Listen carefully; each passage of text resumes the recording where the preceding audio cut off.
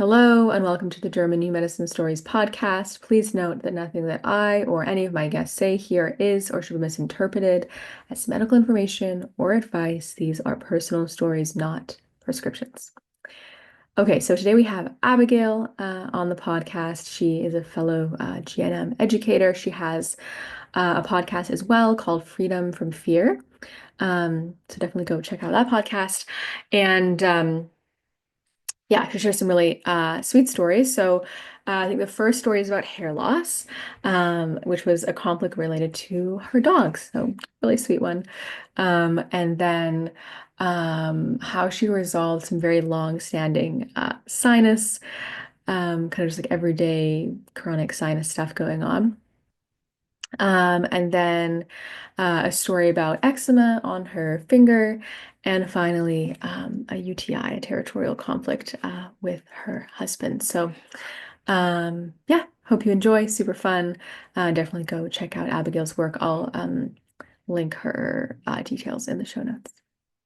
So let's see, what was it? Last August, I think, about a year ago. Yeah. My hair started falling out, and I know the exact conflict, that caused all And this. when you say falling out, like what intensity of falling out? Like clumps of hair falling out, like really massive shedding. So yeah, and I've always had like very thick hair. And so to see my hair just thinning so dramatically was very distressing. And, I know German New Medicine. I know lived this paradigm, and it was still falling out. And that's one thing that I think a lot of people think that like, oh, once I learn G&M, I just will be immune to conflicts. And that's Yeah. not necessarily the case. Like we still have conflicts, our bodies still adapt. So for those who don't know anything about me, I love my dogs. I'm a big dog mom. I don't have any kids of my own, but I love my dogs like they're my children. And so my dogs, I would say, are pretty much my whole world. And I'm just like it's hard to emphasize enough how important my dogs are for me. So I had Mhm. this experience where my parents, they frequently watch my dogs. Like if I have client calls, they'll, watch my dogs. So they were bringing the dogs back to our house. We live very close to my parents, and they pull in the driveway, and I went out to kind of meet them, and they get the dogs out of the car. And before they could get the leashes on them, my one dog jumps out of the car and starts to run across the road because there was a dog on the other side of the road that he wanted to go say hello to. And there was a car coming, and he almost got hit by a car. So in that moment, I like see him almost get hit by a car, and just, my heart stops. Like I just complete conflict active mode. And thank God he was okay. We got him. I mean, I was just shaking. I was shaking. We were getting ready to eat dinner, and I completely lost my appetite. My hands and feet were freezing. I knew all the symptoms. Like I knew I was conflict active. So this isn't a thing where you have to, you have the symptom and then you're like, oh, I wonder what conflict caused that. Like I knew when I was in the conflict moment, like this is a big conflict shock for me, right? And so anyway, I start like yelling at my mom, and it was very heightened. I'm like, why don't you have him on his leash? I'm just freaking out. I'm like crying and screaming and having a full-on moment. And of course, my family starts getting a bit annoyed with me because they're like, well, look, he's fine. He's fine. Like just drop it, let it go. He's fine. It was an accident. And like mentally I knew that. And so later on I realized like, yeah, like, mom, I'm sorry for like yelling at you. And like I knew this stuff. And so I knew, yeah, it's not her fault. It was an accident. But then there was this like, new fear unlocked, right? That my dogs could be taken from me at any moment. And so there was this always this fear, like literally I would come down the steps in the morning and I would see my dogs, and then I would picture their like mangled, bloody little bodies and guts spilling everywhere. Like I would literally visualize like a car hitting Yeah. them, you Yeah. know? And so it's like highly traumatic. And so I feel like even though, a lot of people would say, oh, well, look at them, they're fine, everything's fine. In my psyche, my body was not responding like everything was fine. Um, Right. I mean, I and guess it sounds like that was the first time it had occurred to you, like how quickly you could lose them. Yeah, exactly. And so I started just being really obsessive about like how can I keep them safe? How can Mm. I mean, I was to the point where I'd almost break down in tears if, my husband accidentally left the back door open a little bit or something. Just like extremely hyper vigilant. And I knew I was conflict active. And then of course my hair started falling out. How soon did your hair start falling out? I would say I noticed the shedding really start about a week and a half after that had happened. Yeah. Yeah. And so then it just kind of picked up from there. And it was this feeling of like, Oh, oh, I guess we should say for people who don't know that hair loss is a conflict active phase symptom yeah. of a separation conflict. Which makes it different than your typical hanging healing that you're talking about with like most chronic symptoms where they Yeah. are fluctuating back and forth. But this one's just like a straight up conflict active symptom. Yeah. Because most symptoms you don't really see in the conflict active. So this one I knew. I'm like, oh shoot, I'm in conflict active. And of course, knowing G&M, I'm like, oh no, like the longer and longer that goes by without me resolving this, like, oh, it's going to be really bad. And what if I can't resolve it? And. So Mhm. I think that kind of amplified things too. Like when you physically see your hair falling out, it's a reminder that I haven't resolved this yet. Yeah. I definitely felt the pressure. Like, and I think I was also embarrassed to tell people. Yeah, especially as like GNM practitioner, how dare you have a symptom? Exactly, exactly. And so I'm like, oh shoot, like not only is it like a symptom, it's like a conflict active symptom. So it's like, oh, like I clearly have not resolved this yet. And I zoomed in on it. I mean, obviously I knew what it was. I knew my tracks were my dogs. I then figured out the specific nuance of conflict for me. And I think and I don't, maybe you have some thoughts on this too, but from what I've seen with hair loss, just in my own experience, and then also with a few women that I've worked with that have, had the postpartum hair loss and stuff. My own idea, and this could be completely wrong. This is not like from Dr. Hammer, but we know it's separation conflict. But what I kind of came to question about it is I wonder because of the scalp element, if it's like, oh, I'm scratching my head to try to figure this out, like how Mm, to scratching my head to try to figure out how to prevent a potential separation. mm, So more of like a fear of separation and like that element of figuring it out to prevent it. mhm. Because, as a new mom, you're trying to figure out like, oh, I have this tiny precious thing to keep alive. Like I have to figure out how to prevent a separation from happening, right? Mhm. Mhm. So that was kind of at least the flavor, like what it felt like for me, because it wasn't purely a separation because my dog was okay. It's not like Yeah. I lost the dog, but it was more like in that moment, I saw it all play out how it could have gone.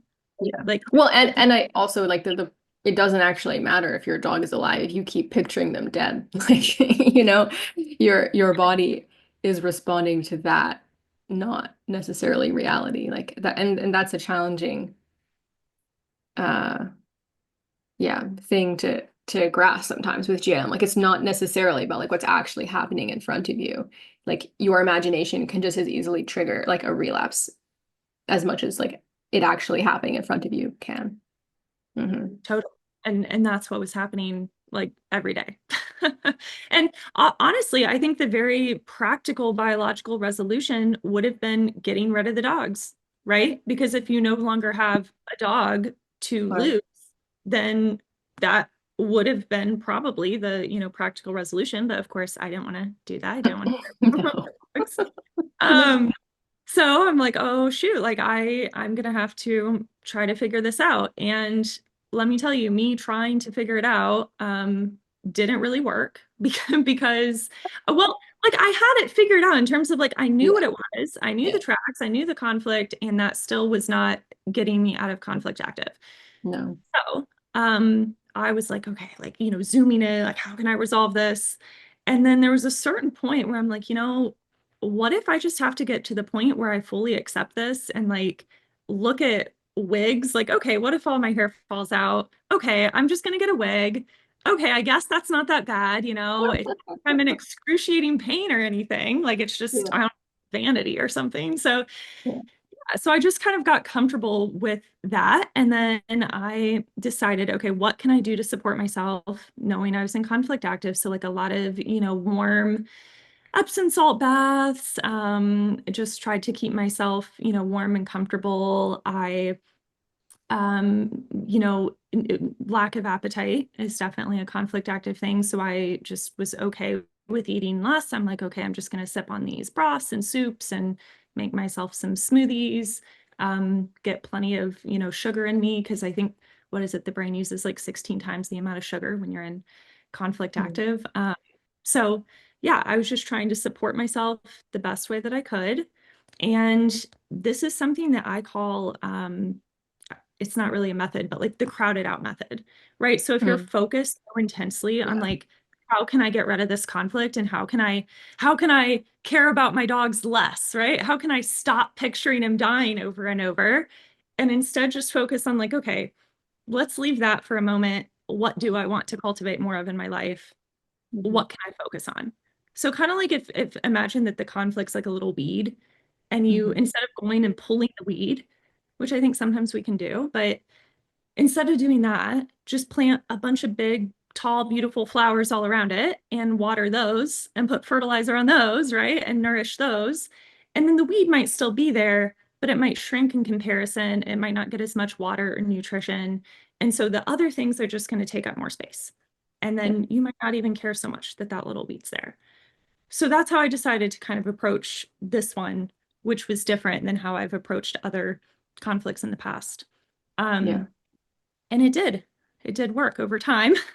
My hair didn't start growing back right away, but it stopped shedding quite as much. Mhm. The more that I just focused on, also perceptually, my dogs were like my whole world. Mm. I'm in the autistic constellation. I'm a big homebody. I don't love to get out of the house like that much. And so my dogs are very much like my world. I'm not like, going out doing all these social things all the time. And so I also thought, well, maybe I should put a little more care and Mm. attention in my relationship with my husband, in my social life, with my family, like, getting out, taking a new class, learning a new hobby. How Yeah. can I perceptually make my dogs not such a big slice of my life pie? Yeah. So that's kind of the direction I went with it. And so my hair stopped falling out so intensely. And then eventually it started, growing back, getting the baby hairs. And yeah, I would say it's not necessarily as thick as it was before this all happened, um, but definitely way better than it was last year. How many months do you think before you started growing back the hair? Oh, at least 6 or 7 months. Yeah. Okay. And I think your advice is really, yeah, really good advice to just like sometimes you need to focus elsewhere. For some people, getting really intensely focused on their conflicts and like tracking in and out of conflict activity is really, really helpful. And I think for most people, it's helpful at least for a period of time. But then, like, sometimes you really have to just be like, all right, I'm going to forget about this now and just like enjoy, like, focus on other aspects of my life. Because, like you say, you don't necessarily have to solve the conflict. You can just, or even like downgrade its intensity, but just lessen the amount of time you're in conflict activity by being focused on other things is so Yeah. helpful. Yeah. Totally. Because I think we often make the conflict so much worse when we're then distressed about Yeah. being in conflict active Yeah. or being, oh, that we haven't resolved it yet. And then Mm. that could be a new, like, I don't know, potentially even an intellectual self-devaluation or something like that, where, oh, I can't believe I haven't figured this out yet. Yeah. Um, Yeah. for Totally. sure. And I think, it's our relationship with the thing, not the thing itself. So like tracking can be such a valuable tool for deepening and awareness and like seeing your patterns, but then you can also have an unhealthy relationship with it as with with anything. And I've been on like both sides of the spectrum, Yeah, um well, me too. And like, and I think I also, like people will say, GNM, like it makes you so fearful or so anxious or whatever about conflicts. I'm like, that's not a GNM thing. Like that's a you thing or a me thing or, like that's because of our individual personalities and our ability to turn anything and make it like yeah, into something scary and anxiety inducing. And like, I think it is probably pretty fair to say that like people who end up in like deep enough in the alternative health scene to like have found GNM just like have the tendency to be more like anxious, Yeah. fearfully inclined people. You know, like that's how we got to this place, like to learning all this stuff in the beginning, um, in the first place. So, yeah, it's definitely like I think it's important to like separate those two things out. Like, yes, a lot of people can relate to the five biological laws. I've done it, you've done it, you know, in a way that like is not productive, that has nothing to do with the laws themselves. And I often say, like, if you were neurotic in the conventional paradigm and Yeah, neurotic in the holistic paradigm, you're probably going to be neurotic in the, the machine. 100%. Okay, That well, was my, thank you. Thank you for that story. I'm yeah, glad your hair is grown back. I'm glad you didn't thank have you. to. Me too. So yeah, but that's kind of and I have different symptom stories to share today, and they're all a little different. Some I did figure out, and it was really helpful, really zooming in, focusing on the conflict itself. This one was an example where it was more zooming out. I always hesitate to tell this story because I feel like it makes me look like just a massive bitch. And It's okay. We like those stories around here. there's things we don't want to see in ourselves, but things that we sure as hell don't want others to see in us. But why not? So we're going for it. Yeah, so for years, I mean years and years and years, I had just like a chronic stuffy nose. And I remember even going to an ENT several years back, and he told me, "Oh, it's because of allergies, right?" And I'm like, "Really?" Like, because the allergy doctor like can't find anything like definitive, but he's like, "Oh, but it's allergies." So I feel like that was just a convenient kind of label to give it. And they did, the CT scan, the nose, like all this stuff. And he's like, "Oh yeah, this is really bad. And you're going to be married to your allergist for life." Like Oh I remember no. exact words were said to me. Okay. I would be married to my allergist for life. And I remember hearing that and I just kind of laughed and I was like, yeah, no, like that's not going to be the case. Um, so anyway, I dealt with this even after kind of learning about GNM. I still had this chronic stuffy nose kind of all the time. And this was, I don't know, 2 or 3 years ago that I finally was able to kind of resolve this. And so sometimes the stuffiness would be a little worse than usual, sometimes a little better than usual. So a hanging healing, of course, the nasal mucosa program. So right in conflict active, we have cell loss in the nasal mucosa. And then when you go into resolution, cell replenishment. So it's going back and forth, because I was stepping on this track multiple times per day, right? Yeah. As we do. Actually, there were several tracks, and I can go through at least two of the big ones that I figured out. So, the conflict is a stink conflict. This stinks, this sucks, this is annoying. Or it can also be smelling out danger, like a scent conflict, like I'm smelling out a potential threat or competitor, something like that. So I think I was in the sauna. My parents have a sauna, and I was in their sauna one day, and I had brought in this book to read with me. And I'm not actually going to share the name of the book or the author because I don't want to do that. But I was in there reading, and my nose actually wasn't that stuffy when I got in. And then I pick up this book and I start reading it, and within like a few minutes, my nose is just like completely stopped up, like I can't breathe out of it. And I'm just like that normally doesn't happen when I get in the sauna. Like that's weird, and I kind of knew GNM, so I started to pay a bit more attention to this. And I realized the book I was reading, so it was this girl that wrote a book about like manifestation, right? Mhm. And it was very much what I call, like, I don't want anyone to take this in the wrong way, but like my immediate thought was like basic white girl spirituality or Uh, something. And it was this sensation of like, who does she think she is? Like, she literally like grew up, like, it seemed to have grown up like pretty, I don't know, privileged, even though like I loathe that word, but you know what I mean? Like, just, and yet she's like, I don't know, like, oh, but look at all I manifested in my life. And it's like, or you just had like, like a kind of well-off parents or something. Anyway, it was just the delivery of it was just very like off-putting and very like cringy. Like, oh, like who does she think she is? This is just so basic. Like this is just, I don't know, like it irritated me. But then I also like wanted what she had because she had this, massive, massive following and had done really well when it was kind of clear like she wasn't necessarily the most intelligent like person that had this unique kind of thing to bring into the world, this unique take on it. It was just very much like um I don't even know how to describe it. It was like I want what she has in a Yeah. way, like Yeah. not in the way, but I don't want to look like that while getting it. You know what I mean? Yeah. Again, like, very bitchy.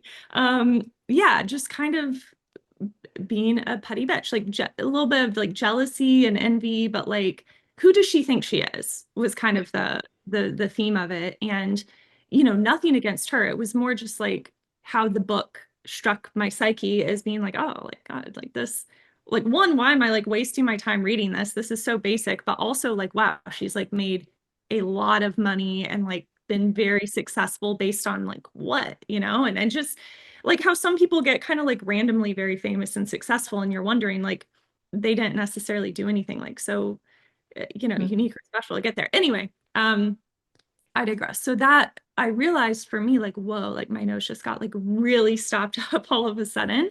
And so then after that I was paying attention not just things that I was reading like books necessarily, but this shows up a lot on social media. That Mhm. same flavor, Yeah. right?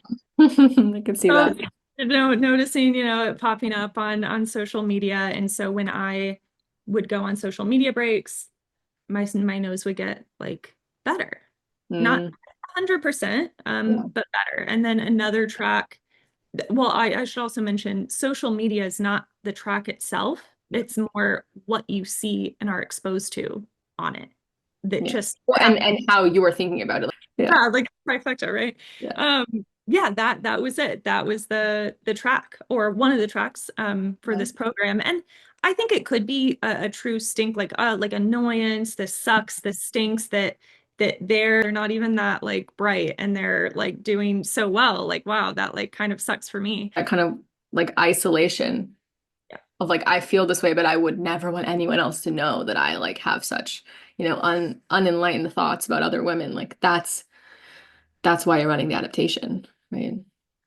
Yeah. For sure. And could it also be the scent like smelling out a potential competitor or threat? Who knows? I mean, I could kind of see it through both Yeah.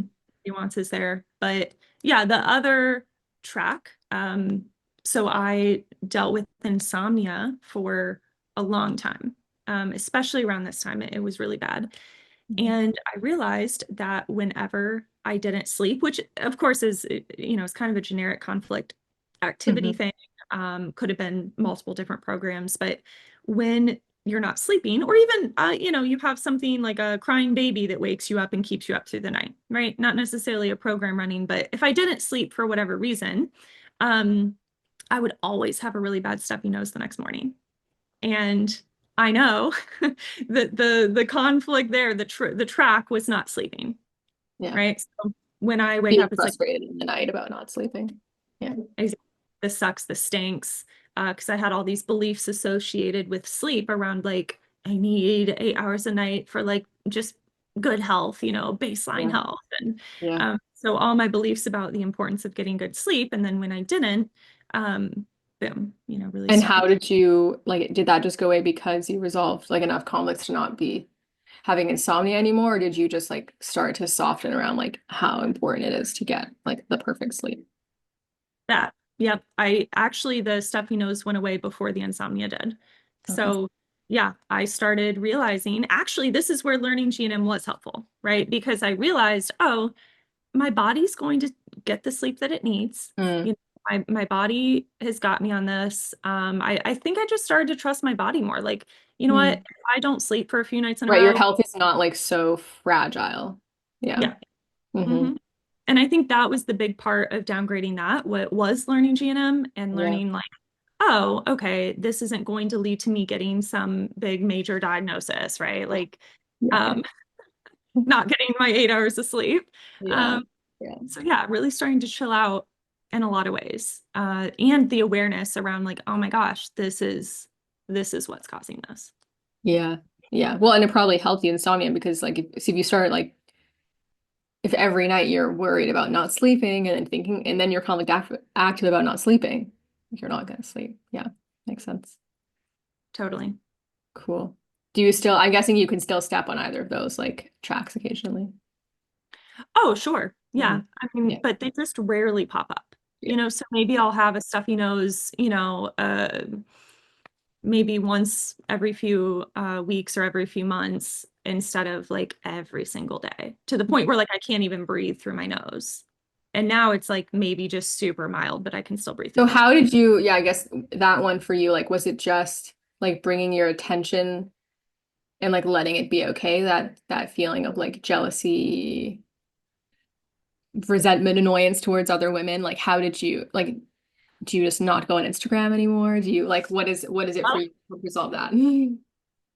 yeah, so I worked it from a few different angles. I actually did just avoid the track for a while. I've gone on, there have been several periods where I've taken just complete Instagram breaks, deleted it, been really careful with like what I'm allowing is like input in my life, like just what Yeah. I'm consuming. I think that's a very good recommendation for like most people with most comics. Like try 2 weeks and see because of so many people have turned to, like I mean included like your Instagram feed is just like because who do you follow? Like you follow people whose lives you want that are like really interesting. They're doing something fun that you're like not doing or business competitors or whatever. Like it's all things most of the time that are like getting you really activated and so it's worth a go for most people.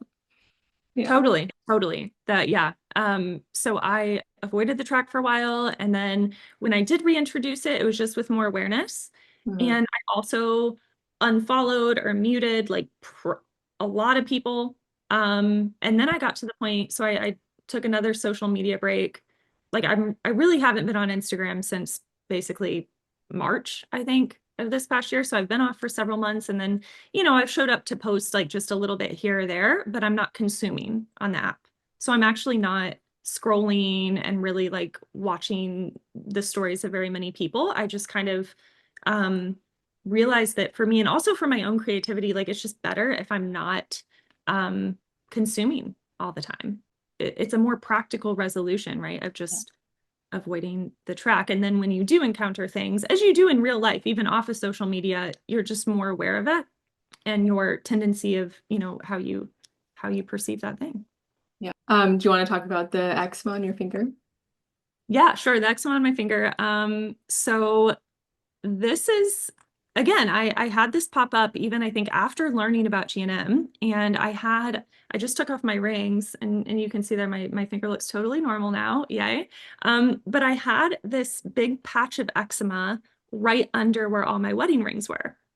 And of course, left side is mother-child side. I'm right-handed. And so I was really confused because I'm like, okay, well, wedding rings, like, wouldn't that be like more about my partner, right? But then I'm like, well, it's mother-child side, so it's left hand. I don't know. And so, I stewed over this for so long, and I just couldn't figure it out, right? Because sometimes it's really hard to see things in yourself Mhm. is what I've realized. So then I decided to start tracking it. And this is where a symptom journal did come in handy for me. So every time it flared up and started itching, I made a note of, where I was, what I was doing, what was different about that day, who I was around, that sort of thing. And what's interesting is shortly And in before this the case, well, just to, if you don't know that the itching, the flare-up is a resolution symptom. correct. Yeah. Yeah. But yeah, I mean, this was like a chronic thing. So it was, coming and going, coming. And then of course in the conflict active, the flaky, dry skin, that was there too. And so um yeah, you could see it going through the different stages, of course. Mhm. So right before this popped up for me, I think a few months before, my mom had eczema pop up exactly on that same location on her ring finger, right? What's really interesting is hers was the inside of the finger and mine was the outside of the finger, but same location, same hand, same everything. And my mom's right-handed, so left side is also her, mother-child side, right? And so, as I think most mother and daughters have, different types of ups and downs in their relationships at times, right? And those closest to us that we love, I think, we get on each other's nerves in particular ways, of course. So I noticed that, she was, of course, attributing it to, oh, I got a new dish soap and the dish soap. And it's like, okay, well, the dish soap she thought was getting stuck under her rings. So then she stopped wearing her rings for a while to like let it heal, and then she still had it. Um, Switched the dish soap, tried using gloves, and, it would still flare up. I don't know currently if she still has it or not. But anyway, I find it's better when I just focus on my own things and not the other people in my life. So I started tracking mine. And for a while, I didn't even think about connecting it really to my mom until I'm like, oh, okay, well, maybe this isn't about my husband because that just like wasn't making a lot of sense. And I'm like, it is on my left side. So it is mother child. Maybe I should kind of pay attention to that. So when I was journaling, I did notice that whenever it flared up, it was right after I had been around my mom. And but of course, I see my mom all the time. We live like 3 minutes away from each other. So I thought, well, it's not, the track is not just my mom because I see her like almost every day, but it was Yeah. not flaring up every day. It was just like a few times per month, you know? So I'm like, okay, it has to be more than just my mom. So I started paying attention, like when I would notice it start to flare up. And it was right after I had an exchange with my mom where she gave me a specific look.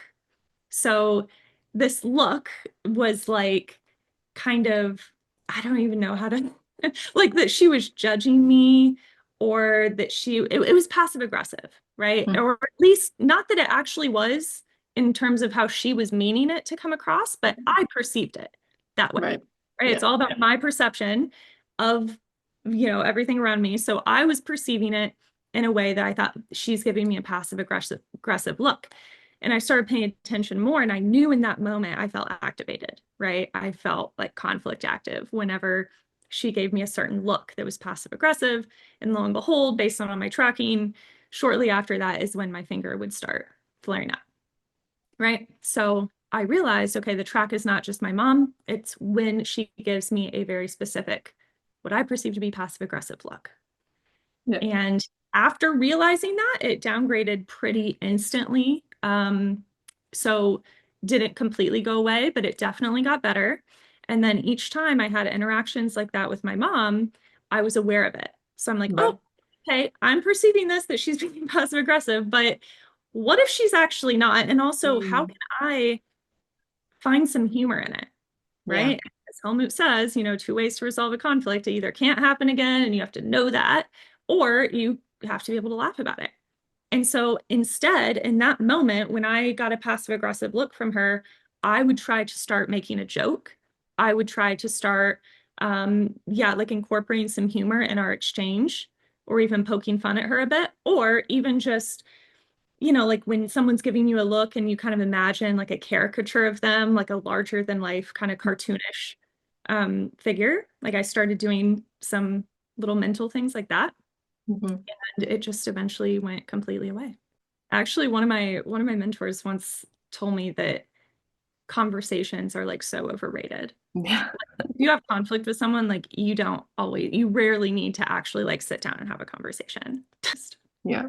Well, and I think also like knowing JNM makes that so clear and because you realize how much it's about your perception. And like especially when you work with lots of people, you're like, wow, like I really would not have perceived that situation that way, Which then makes you, at least makes me like less inclined to like believe, like even when I'm really believing that like my version of events is true, more and more I'm like, ah, but there's so many times where you're like, you see other people and you're like, how did you get to like that particular way of like looking at this event? So, And imagine if I were putting the pressure on that conversation to be had, mhm. like, oh, this is the thing that's going to resolve it. And if Yeah, she doesn't respond in a certain way, then I can't resolve it, right? yeah, Then, yeah. so it's basically giving my power away to where she's the one that gets to determine if I remain in this conflict or not. Hmm. What about the UTI? Yeah, okay. So this is something that I this is kind of looking back, right? Doing a little post-mortem is what I call them when you look at symptoms that have already come and gone, right? But I just thought that it was kind of a cool story. So I wanted to share it, even though I resolved this, yeah, way before ever learning GNM. And that's the thing too that I just want to say, like, we're resolving stuff all the time. Like, if anyone's ever had a cold or the flu or whatever, like, you've resolved stuff without looking at it and tracking and like trying to resolve it, you know? Like, so I don't know if that's like helpful for anyone to hear. Our bodies know how to resolve stuff, basically. Okay, so this is when I was dating my now husband. And so I used to live in Italy, and I met him while I was living over there. And then I had to come back to the States to do some visa stuff, to like get my student visa. And so when we parted ways, I was not sure. Of course, I was very dramatic. Like, would I ever be able to see him again? What if they denied my visa? Can we ever live in the same place at the same time? You know, like all of that, right? Um, but anyway, so I was separating from him in Italy, saying goodbye, not sure when exactly my visa would be approved that I'd be able to go back. So it was kind of a lot of unknowns. So that's just like setting the stage, right? That's like priming the perception. That was not the conflict shock. The conflict shock, there was this other girl. So before I left Italy, it was one of my last nights there, and we went out to get drinks and stuff with some of his colleagues that he worked with at the time. And there was this girl there, one of his female colleagues. Uh-oh. You already know how this is going, right? And she I was just, and I don't know if Italians are just like touchy like this, but it was what I perceived. It was like very inappropriate, and that she was flirting with him right in front of me, which made me extremely mad. But anyway, she like turned around and kind of like, we were behind her and she was in front of us in line. And she turned around and kind of like put her hands like on his chest and kind of like stroked his chest and was like, "Oh, like, what are you gonna order?" And I was like, oh my God. And I like grabbed him, I like pulled him around the corner. I was like, I'm gonna murder her. Like like, I was like so mad, right? And of course, then I was leaving like a day or two later. And I was, probably way more conflict active about this than what I maybe needed to be looking back. But anyway, that was how my psyche was perceiving things. And so then he was planning to come see me in the States to go on vacation with me and my family, just like I think 3 weeks after that or something. So this was like beginning of April, and then end of April, he was going to come to the States and visit me for like 2 weeks. And then, yeah. So literally the day that he got to the States, and, like we had sex and whatever. And then like the next day I had UTI. Of course. So that marking conflict, right? So for those who aren't aware, this is a program, an adaptation in the bladder mucosa, where you have cells that are ulcerating in the conflict active phase in order to be able to have more volume in the bladder, to make more space, to have more urine flow, to like better mark your spot. It's like in the Your primal spot being your man in this right, situation. exactly. Yes. So like I mark my territory, and it's like, okay, then you go into the healing phase and have all the fun healing phase symptoms of what is usually diagnosed as a UTI. That's fun. Awesome. Well, yeah, thank you for sharing all these. Do you want to talk about your podcast and stuff as well, for people who don't know about it? Sure, yeah. So I have a podcast, Freedom from Fear, a German New Medicine podcast, with my co-host Ashley, and we cover, different topics on there, and we post, yeah, like once a month. So if you haven't checked that out, then Awesome. definitely. I'll put a link in the show notes, as they say.